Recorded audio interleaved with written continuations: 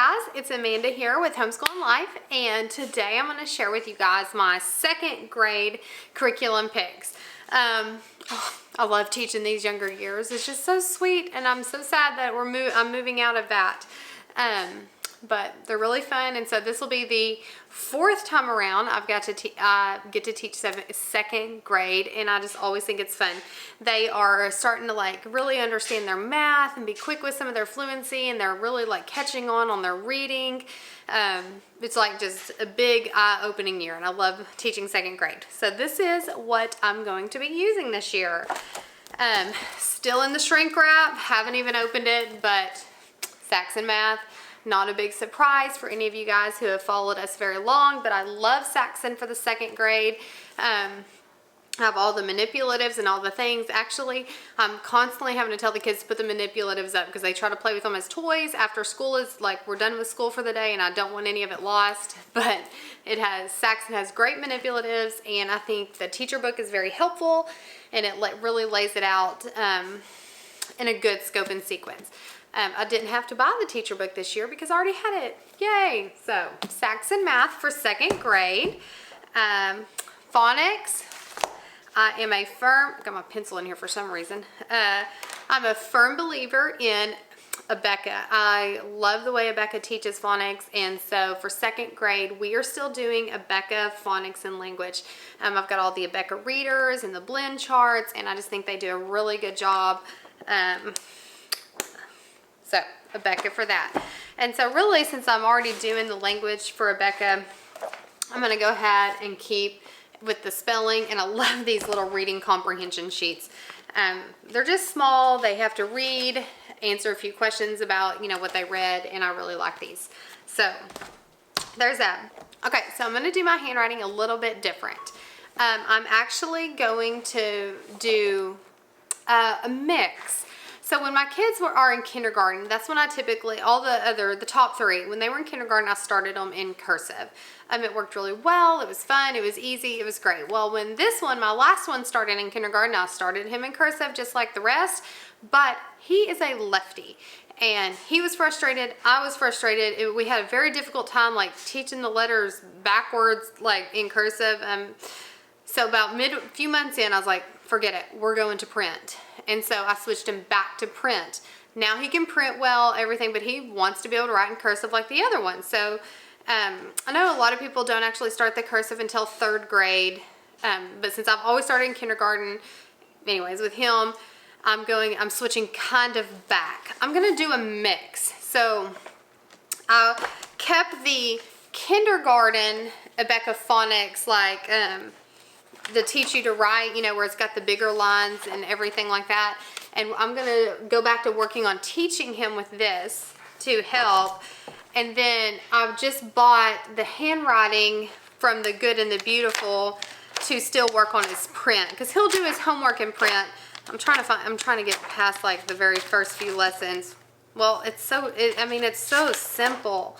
So like this little page, this is halfway through the year, and he's just writing, be kind, be honest, and then his letters. And so not only will he be doing his writing and everything in print, this will be just, practice. It won't even take 5 minutes to do one of these papers, probably like 2 minutes to even just keep that print practice, and then also do some cursive practice. So I'm going to do both for him.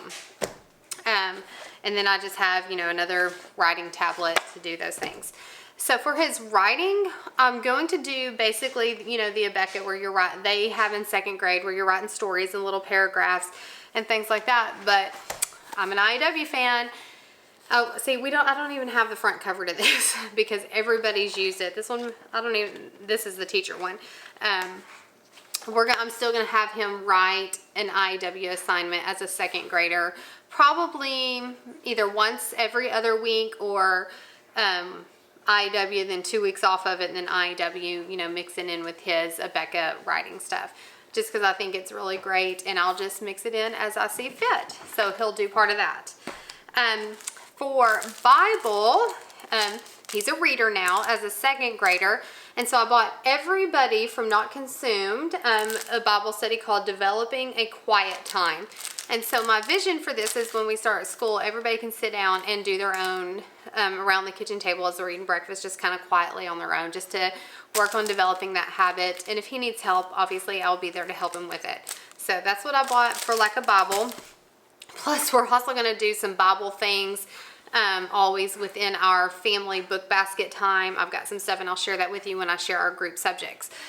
But another thing that I grabbed is this, the Who Am I by Apologia. I've had this in my homeschool closet forever and ever and ever, and I haven't ever actually used it. Well, I'm kind of missing my window because my younger ones are, you know, getting a little bit older. So I thought, you know what, if I'm ever going to use this, I need to do it now. So I am going to pull this in, not every single day, probably maybe once a week or so, where I'm just taking my two little boys, you know, maybe outside on the back porch where we're going to have, you know, a snack and a drink, and I'll just kind of go over this, and I'll probably tie it in to my read aloud time with them, because that's going to be a big emphasis for me this year, is you know, making sure I'm still getting my read aloud time in with my younger two. And so I might just loop that in with it, because it would, you know, just go over something for a few minutes. And I actually have a lot of resources I want to share with you that I got for like our group basket, family morning time, whatever you want to call it. Even though like some of it I'm going to separate in out to my two younger ones, some just good resources that I want to share during that read aloud time. So for science for him, I'm going to do the Kingdoms and Classifications by the Good and the Beautiful. I think they're, oh, see, where I got some of my stuff cut out and everything. I think their unit studies are wonderful. Like, they are bite-sizable, you know, easy to do.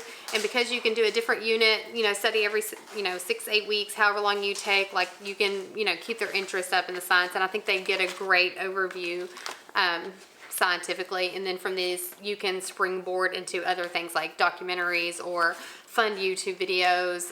So Kingdoms and Classifications, and I'll link to all this.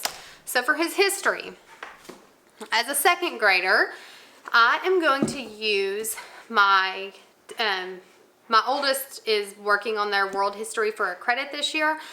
And it's actually like the Master Books 10th through 12th grade world history course. We've done all the eras of history as a family, which I guess if he's only in the second grade, he's only been listening to a little bit.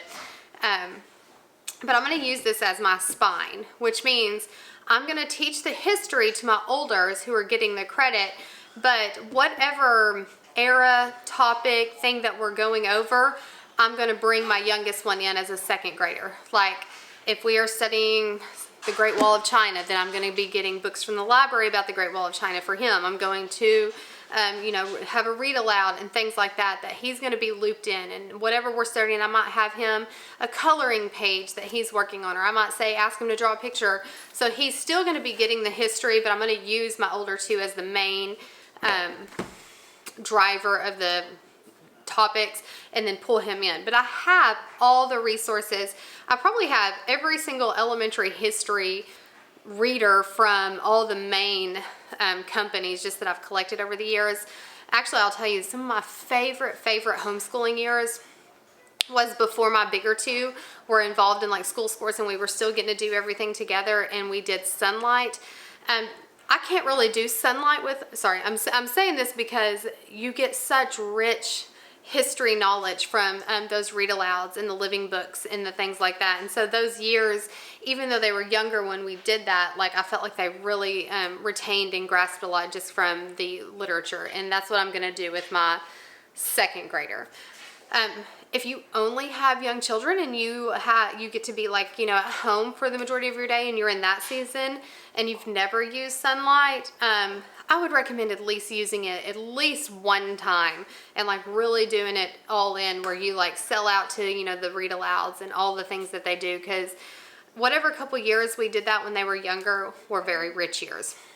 But all that, my whole point of that to say is my second grader for history is, this will be the basis of where I'm getting the information, and then I will pull in extra resources for him.